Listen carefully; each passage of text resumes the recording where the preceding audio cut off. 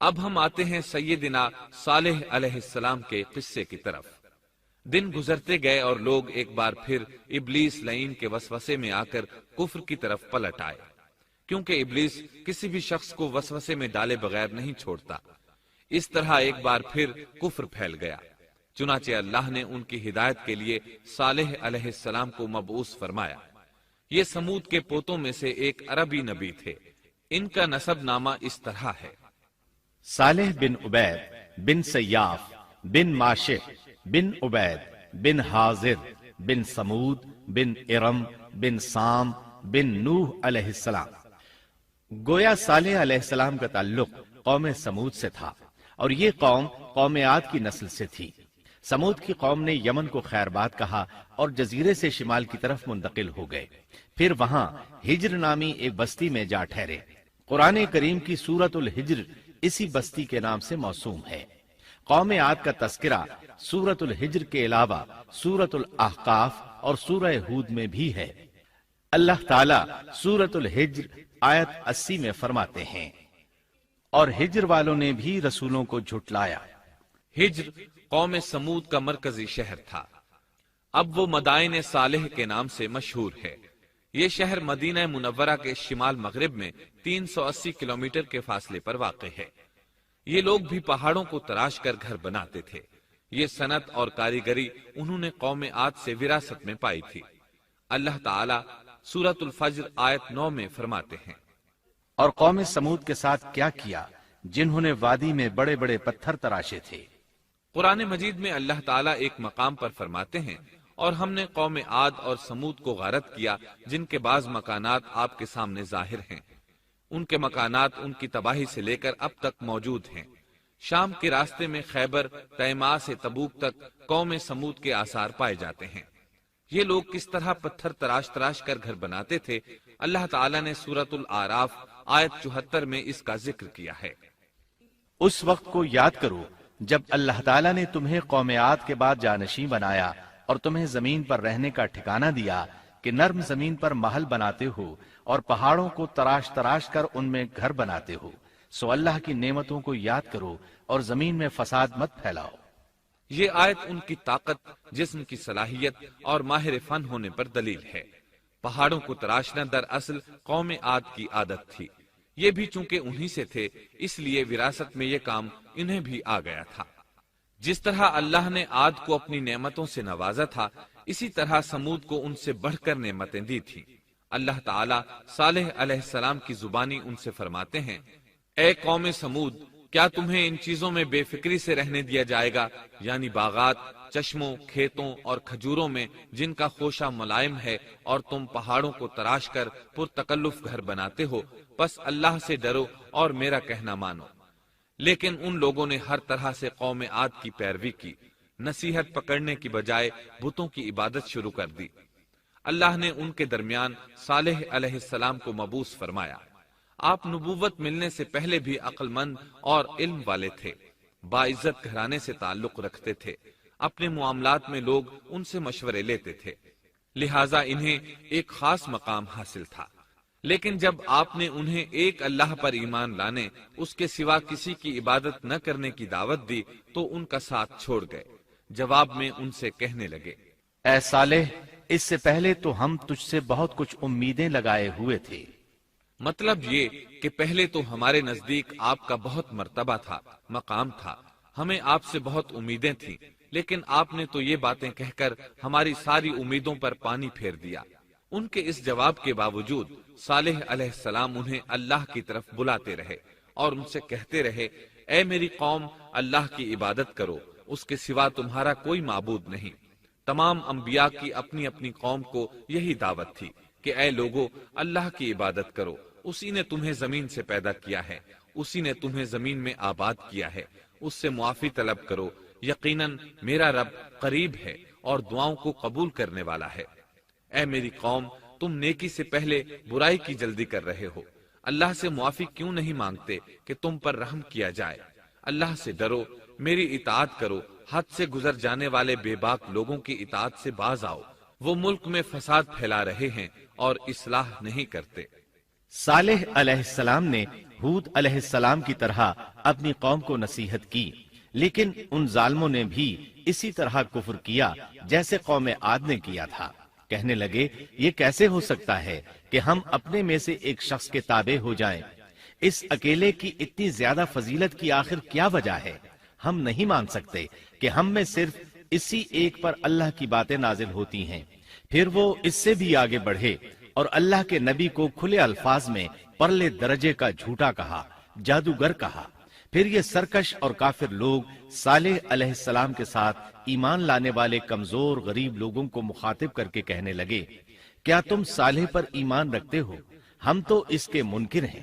اس طرح صالح علیہ السلام دن رات انہیں دعوت دیتے رہے، یہاں تک کہ یہ لوگ صالح علیہ السلام سے کہنے لگے، تم نے اور تمہارے ساتھیوں نے ہمارے اندر نحوست پھیلا رکھی ہے اور اسی لیے ہم مشکلات اور مصائب کا شکار ہیں، لہٰذا تم ہم سے دور ہو جاؤ۔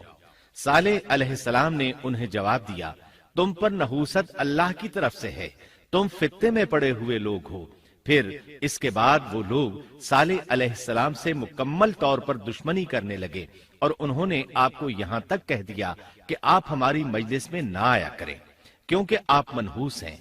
پھر بات یہاں تک پہنچی کہ صالح علیہ السلام نے انہیں اللہ کے عذاب سے ڈرایا، دھمکایا اور کہا، اے میری قوم کے لوگوں، ذرا بتلاؤ تو اگر میں اپنے رب کی طرف سے کسی مضبوط دلیل پر ہوا اور اس نے مجھے اپنے پاس سے رحمت عطا کی ہو، پھر میں نے اس کی نافرمانی کی، تو کون ہے جو اس کے مقابلے میں میری مدد کرے؟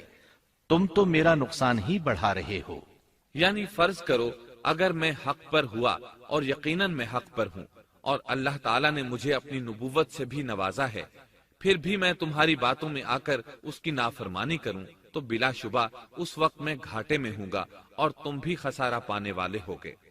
اس پر وہ ظالم لوگ مقابلے پر اتر آئے، کہنے لگے اگر تو سچا ہے تو کوئی معجزہ لے آ، لیکن وہ معجزہ ہماری مرضی کے مطابق ہو، اس صورت میں ہم ضرور ایمان لے آئیں گے۔ آپ ایسا کریں کہ بستی کے کنارے پتھریلی چٹان میں سے دودھ دینے والی 10 ماہ کی حاملہ اونٹنی نکالیں، اس کا رنگ سرخ ہو۔ صالح علیہ السلام سے یہ مطالبہ کر کے وہ سردار لوگ ایک طرف بیٹھ گئے اور مذاق اڑانے لگے۔ ایک کہنے لگا اونٹنی 10 ماہ کی ہو، حاملہ ہو۔ دوسرا کہنے لگا لازمی طور پر اس کا رنگ سرخ ہو۔ پھر ایک تیسرا سردار بولا اس کی کھال پر بہت زیادہ اون ہو۔ چوتھا بولا موٹی تازی ہو، ہم نے پہلے اس قسم کی اونٹنی دیکھی نہ ہو۔ پانچواں بولا وہ اتنی بڑی ہو کہ اکیلی ایک دن تمام کنویں کا پانی پی جائے اور دوسرے روز ہم پئیں۔ یہ لوگ اسی طرح مذاق اڑا رہے تھے کہ صالح علیہ السلام نے ان سے کہا، اگر تمہاری مطلوبہ اونٹنی تمہیں مل جائے تو کیا تم ایمان لے آؤ گے؟ سب نے مل کر کہا، ہاں ضرور لے آئیں گے۔ صالح علیہ السلام نے فرمایا، تب تم ایک دن سب لوگوں کو جمع کر لو۔ مقررہ دن وہ لوگ جمع ہو گئے۔ ان کی موجودگی میں صالح علیہ السلام نے اللہ سے دعا کی، زمین پر زلزلہ طاری ہوا، ان کی آنکھوں کے سامنے چٹان پھٹی اور اس سے بالکل ویسی ہی اونٹنی نکلی جیسا کہ ان کا مطالبہ تھا۔ انہوں نے اپنی زندگی میں ایسی اونٹنی کبھی نہیں دیکھی تھی۔ اس میں وہ تمام صفات موجود تھیں جن کا ذکر ان لوگوں نے کیا تھا۔ اللہ تعالیٰ صالح علیہ السلام کی زبانی سورہ ہود آیت 64 میں فرماتے ہیں، اے میری قوم، یہ اللہ کی بھیجی ہوئی اونٹنی ہے، یہ تمہارے لیے ایک معجزہ ہے۔ اب تم اسے اللہ کی زمین میں کھاتی ہوئی چھوڑ دو اور اسے کسی طرح کی تکلیف نہ پہنچاؤ، ورنہ فوری عذاب تمہیں آ پکڑے گا۔ اس اونٹنی کو چونکہ کسی اونٹنی نے جنم نہیں دیا تھا، اس لیے اس کو ناقۃ اللہ یعنی اللہ کی اونٹنی کہا گیا۔ پھر صالح علیہ السلام نے فرمایا، لوگو سن لو، ایک دن یہ اونٹنی پانی پیے گی، ایک دن تم پیو گے، تم میں سے کوئی اسے تکلیف نہ پہنچائے، ورنہ اللہ کا بدترین عذاب تم پر نازل ہوگا۔ سورۃ القمر میں اللہ فرماتے ہیں، بے شک ہم اونٹنی کو ان کے لیے آزمائش بنا کر بھیج رہے ہیں، تم صبر کے ساتھ ان کے انجام کا انتظار کرو۔ اس نشانی کے ظہور کے بعد اللہ تعالیٰ نے صالح علیہ السلام کو مخاطب کر کے فرمایا، تم اب دیکھتے رہو کہ ان کا انجام کیا ہوتا ہے، ان کی سختیوں پر صبر کرو، ان سے کہہ دو کہ پانی پر ایک دن ان کا اختیار ہوگا اور ایک دن اس اونٹنی کا، خبردار کوئی زیادتی نہ کرے اور اس اونٹنی کو پانی پینے سے نہ روکے۔ سورۃ الشمس میں اللہ تعالیٰ فرماتے ہیں کہ ان سے اللہ کے رسول نے فرما دیا تھا کہ اللہ کی اونٹنی کی اور اس کے پانی پینے کی باری کی حفاظت کرو، یعنی اسے نہ تو پانی پینے سے روکو اور نہ ہی اسے کوئی تکلیف پہنچاؤ۔ اس معجزے کو دیکھ کر لوگ دو گروہوں میں بٹ گئے۔ بہت کم لوگوں نے صالح علیہ السلام کی پیروی کی، ان پر ایمان لائے، جبکہ اکثر لوگ پھر بھی اپنے کفر پر ڈٹے رہے۔ اللہ تعالیٰ فرماتے ہیں ان لوگوں نے خود معجزے کا مطالبہ کیا تھا، لیکن اس کو اپنی آنکھوں سے دیکھنے کے باوجود ظلم پر اڑے رہے اور کفر پر اصرار کرتے رہے۔ سورۃ الحجر آیت 81 میں اللہ فرماتے ہیں اور انہیں ہم نے اپنی نشانیاں بھی عطا فرمائی تھیں، لیکن پھر بھی وہ ان سے گردن موڑنے والے ہی رہے۔ اسی طرح سورہ بنی اسرائیل میں اللہ تعالیٰ فرماتے ہیں ہم نے قوم سمود کو نشان کے طور پر اونٹنی عطا فرمائی تھی، لیکن انہوں نے اس پر ظلم کیا۔ بلا شبہ وہ ایک واضح نشانی تھی، کوئی شخص یہ نہیں کہہ سکتا تھا کہ جادوگروں نے اسے پیدا کیا ہے۔ وہ اونٹنی ان میں موجود رہی، ان کے علاقے میں جہاں چاہتی چرتی، جب کنویں پر پانی پینے جاتی تو سارا پانی پی جاتی، وہ لوگ اس کا دودھ پیتے، دودھ سب کے لیے کافی ہو جاتا۔ ان کی آنکھوں کے سامنے اس نے ایک بچے کو جنم دیا، وہ شکل صورت میں بالکل اپنی ماں جیسا تھا، لوگ اسے دیکھ کر تعجب کرتے۔ بچہ اونٹنی کے ساتھ رہتا، یہ ایک واضح نشانی تھی، اس پر جادو کا گمان کیا ہی نہیں جا سکتا تھا۔ وہ اونٹنی ایک عرصے تک ان لوگوں میں رہی۔ اللہ فرماتے ہیں ہم نے قوم سمود کو بطور نشان کے ایک اونٹنی دی تھی، لیکن انہوں نے اس پر ظلم کیا، حالانکہ یہ نشانیاں ہم لوگوں کو ڈرانے کے لیے ہی بھیجتے ہیں۔ وہ لوگ اس اونٹنی کو دیکھ کر متعجب ضرور ہوئے، لیکن ایمان پھر بھی بہت کم لوگ لائے، حالانکہ اس نشانی کے بعد انہیں چاہیے تھا ایمان لے آئیں۔ پھر ایک دن قوم کے سرداروں نے مشورہ کیا کہ اگر ہم نے صالح کو اسی طرح چھوڑ دیا تو کہیں لوگ ہمیں نہ چھوڑ دیں اور صالح کے پیروکار بن جائیں۔ اس اونٹنی نے تو ہمیں مصیبت میں ڈال دیا ہے، ہم پورا ایک دن پانی کو چھو بھی نہیں سکتے، کیونکہ یہ سارا دن پانی پیتی رہتی ہے۔ پھر یہ اس قدر دیو ہیکل ہے کہ اسے دیکھ کر ہماری بکریاں بھاگ جاتی ہیں، اونٹ اسے دیکھ کر خوفزدہ ہو جاتے ہیں، لہٰذا ہمیں چاہیے کہ اس سے چھٹکارا حاصل کر لیں۔ وہ آپس میں مشورہ کرتے رہے، آخر انہوں نے ایک آدمی منتخب کیا۔ مورخین کا اس پر اتفاق ہے کہ اس کا نام قدار بن سالف تھا، اس کے ساتھ اس کا ایک ساتھی بھی تھا۔ ان دونوں نے مل کر اونٹنی کو قتل کیا۔ اللہ تعالیٰ سورۃ القمر آیت 29 اور 30 میں فرماتے ہیں پھر انہوں نے اپنے ساتھی کو بلایا، تب اس نے ہاتھ بڑھایا اور اس کی کونچیں کاٹ دیں، پھر دیکھا ہمارا عذاب اور ڈراوا کیسا تھا۔ اس قدار کے بارے میں نبی کریم صلی اللہ علیہ وسلم کا ارشاد ہے کہ پہلے لوگوں میں سے سب سے زیادہ بدبخت یہی تھا۔ اللہ تعالیٰ نے قرآن مجید میں اس کا ذکر یوں فرمایا ہے فَنَادَوْا صَاحِبَهُمْ، پھر انہوں نے اپنے ساتھی کو پکارا۔ سورۃ الشمس میں اللہ فرماتے ہیں جب ان میں بڑا بدبخت شخص اٹھ کھڑا ہوا، یہ بدبخت قدار اٹھا، اپنے ساتھی کو ساتھ لیا اور اونٹنی کو قتل کرنے کے لیے تیار ہو گئے۔ آپس میں مشورہ ہوا کہ یہ نہ کہا جائے ہم نے اسے قتل کیا ہے، اس طرح باقی لوگوں نے بھی ان سے اتفاق کیا۔ اللہ تعالیٰ سورہ نمل آیت 48 میں فرماتے ہیں اور اس شہر میں 9 آدمی ایسے تھے جو زمین میں فساد کرتے تھے اور اصلاح نہیں کرتے تھے۔ مطلب یہ کہ یہ لوگ فساد کی انتہا کو پہنچے ہوئے تھے، ان میں بھلائی نام کو نہیں تھی اور نہ ان کا فساد کی اصلاح کا ارادہ تھا۔ بخاری، مسلم اور مسند احمد کی ایک حدیث میں ہے رسول اللہ صلی اللہ علیہ وسلم نے ایک بار اپنے خطبے میں اس اونٹنی اور اسے مار ڈالنے کا ذکر فرمایا۔ آیت اذم بعثا اشقاہا کی تلاوت کرتے ہوئے فرمایا کہ جیسے ابو زمعہ تھا، اسی جیسا یہ شخص بھی اپنی قوم میں عزیز، دلیر اور بڑا آدمی تھا۔ تمام لوگوں نے اس بدبخت کے ساتھ عہد کیا اور اسے یقین دہانی کرائی کہ اگر تمہارے ساتھ کسی نے برائی کا ارادہ کیا تو تمام قوم تمہاری حمایت میں اٹھ کھڑی ہوگی۔ اس یقین دہانی کے بعد یہ بدبخت اونٹنی کے انتظار میں بیٹھ گئے۔ اونٹنی پہاڑ کی طرف سے آتی تھی اور پانی پی کر واپس چلی جاتی تھی، یہی اس کا معمول تھا۔ جب ان لوگوں نے چٹان سے اونٹنی کو نکلتے دیکھا تو اچانک حملہ کرنے کے لیے آگے بڑھے، لیکن اس کا جثہ دیکھ کر خوفزدہ ہو گئے، الٹے پاؤں بھاگے۔ بدبخت قدار نے اپنے ساتھیوں کی یہ حالت دیکھی تو ہنس پڑا اور آگے بڑھ کر اونٹنی کی ران میں تیر مارا۔ اس سے اونٹنی کی ران کی ہڈی ٹوٹ گئی اور وہ نیچے گر گئی۔ پھر اس ظالم نے اپنے ساتھیوں کو آواز دی اور آگے بڑھ کر اونٹنی کی کونچیں کاٹ دی۔ سورۃ الشمس میں اللہ تعالیٰ فرماتے ہیں، ان لوگوں نے اپنے پیغمبر کو جھوٹا سمجھ کر اس اونٹنی کی کونچیں کاٹ دی، بس ان کے رب نے ان کے گناہوں کے باعث ان پر ہلاکت ڈالی اور پھر ہلاکت کو عام کر دیا اور اس بستی کو برباد کر دیا۔ اونٹنی کی کونچیں کاٹ دیے جانے کے بارے میں اللہ تعالیٰ ایک دوسرے مقام پر فرماتے ہیں کہ پس انہوں نے اونٹنی کو مار ڈالا اور اپنے پروردگار کے حکم سے سرتابی کی اور کہنے لگے، اے صالح، جن عذابوں سے تو ہمیں دھمکاتا رہتا تھا، اگر تو واقعی پیغمبر ہے تو ان عذابوں کو ہم پر نازل کرا دے۔ اونٹنی پر حملہ ہوتے ہی اس کا بچہ بھاگ نکلا تھا۔ وہ پہاڑ کی چوٹی پر چڑھ گیا، 3 مرتبہ بلبلایا۔ یہ بدبخت اس کے پیچھے بھاگے اور آخر اسے بھی قتل کر دیا۔ پھر تمام بستی والے جمع ہوئے، اونٹنی اور اس کے بچے کا گوشت تیار کیا اور مزے کے ساتھ اس کو کھایا۔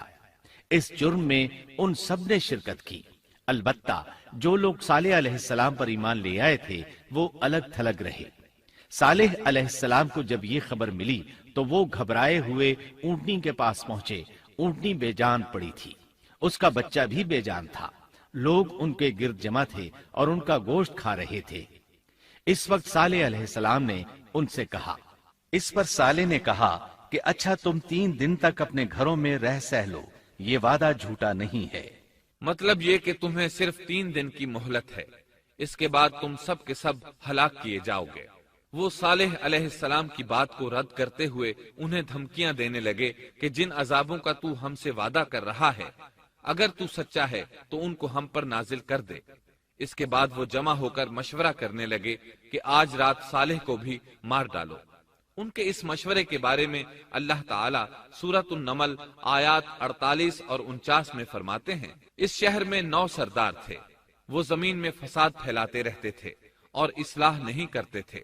انہوں نے آپس میں بڑی بڑی قسمیں کھا کھا کر عہد کیا کہ رات ہی کو صالح اور اس کے گھر والوں پر چھاپا ماریں گے اور اس کے وارثوں سے صاف کہہ دیں گے کہ ہم اس کے اہل کی ہلاکت کے وقت موجود نہیں تھے اور ہم بالکل سچے ہیں۔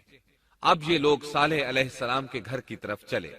اللہ تعالیٰ سورۃ النمل آیات 50 اور 51 میں فرماتے ہیں، اور انہوں نے ایک داؤ کھیلا، سو ہم نے بھی ایک ایسا داؤ کھیلا کہ انہیں خبر بھی نہ ہوئی۔ پھر دیکھو کہ ان کے داؤ کا کیا انجام ہوا، ہم نے انہیں اور ان کی ساری قوم کو ہلاک کر دیا۔ صالح علیہ السلام کا گھر پہاڑ کی بلندی پر تھا۔ یہ فسادی لوگ ابھی اوپر چڑھ رہے تھے کہ زمین حرکت کرنے لگی۔ ایک چٹان اوپر سے لڑھکتی ہوئی آئی اور ان تمام کو پیس کر رکھ دیا۔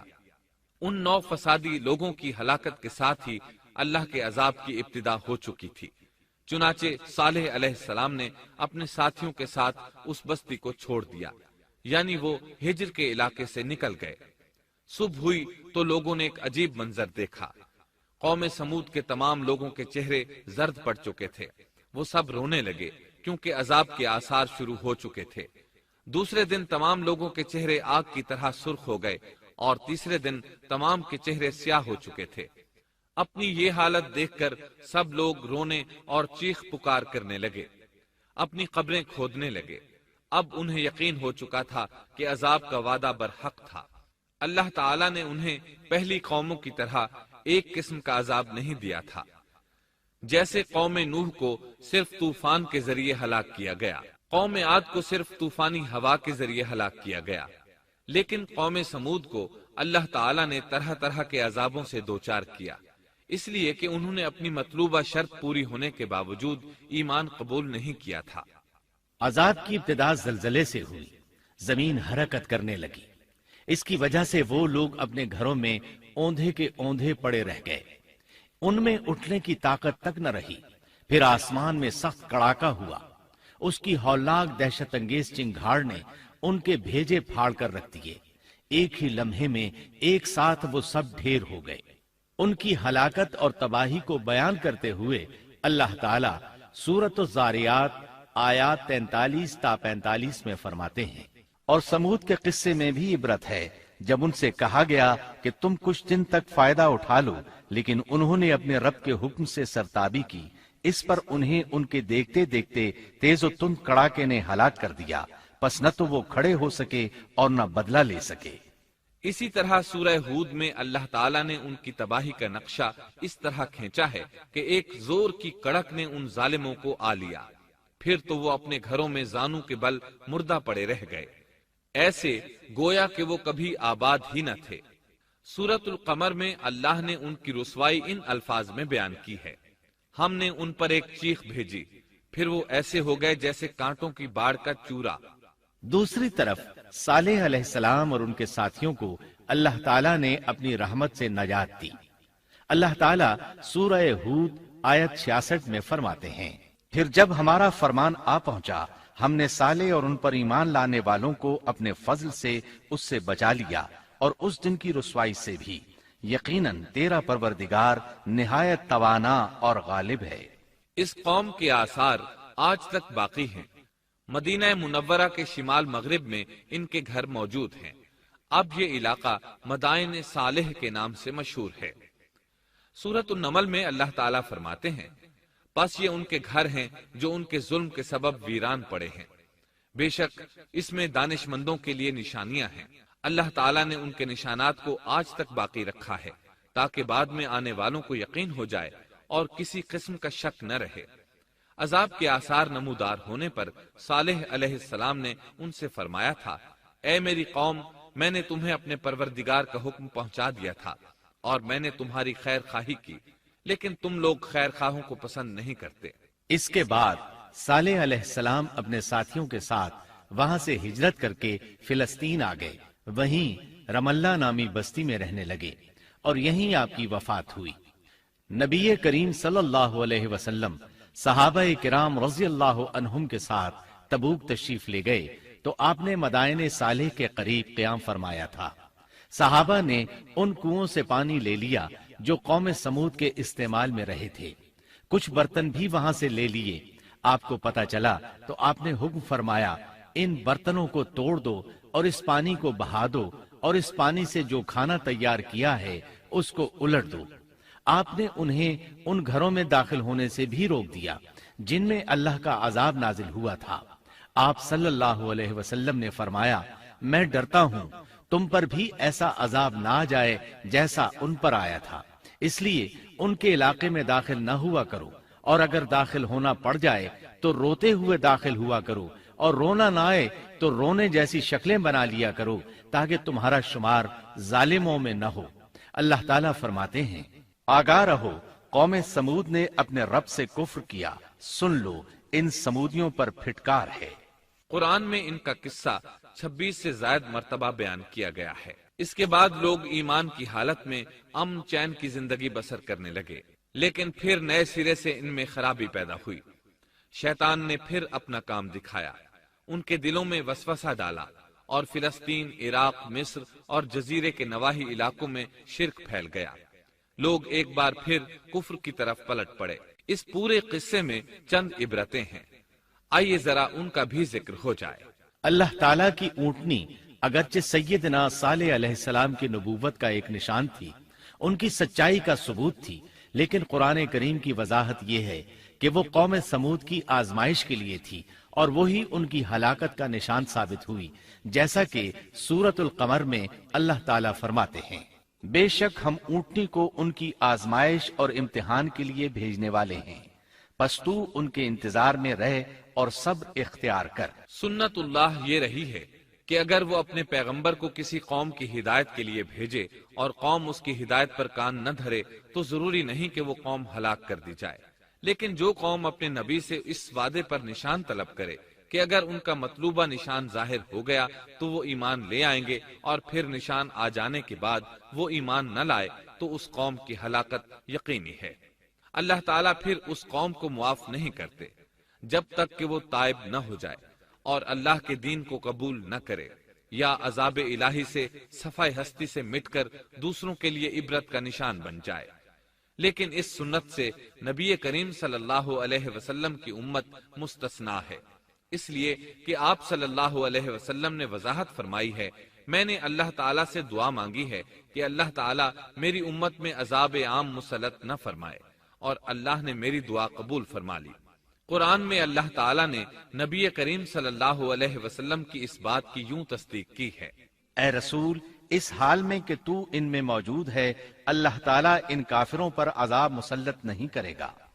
اور یہ ایک خطرناک غلطی ہے، نفس کا دھوکہ ہے کہ انسان عیش و عشرت اور دنیاوی جاہ و جلال کو دیکھ کر یہ خیال کر بیٹھے، یہ گمان کر لے کہ جس قوم یا فرد کے پاس یہ سب کچھ موجود ہے وہ ضرور اللہ تعالیٰ کے سائے میں ہے، اور یہ کہ ان کی یہ خوش عیشی اس بات کی علامت ہے کہ اللہ تعالیٰ کی خوش نودی ان کے ساتھ ہے۔ یہ نفس کا دھوکہ ہے، غلط فہمی ہے، بلکہ کج فہمی ہے۔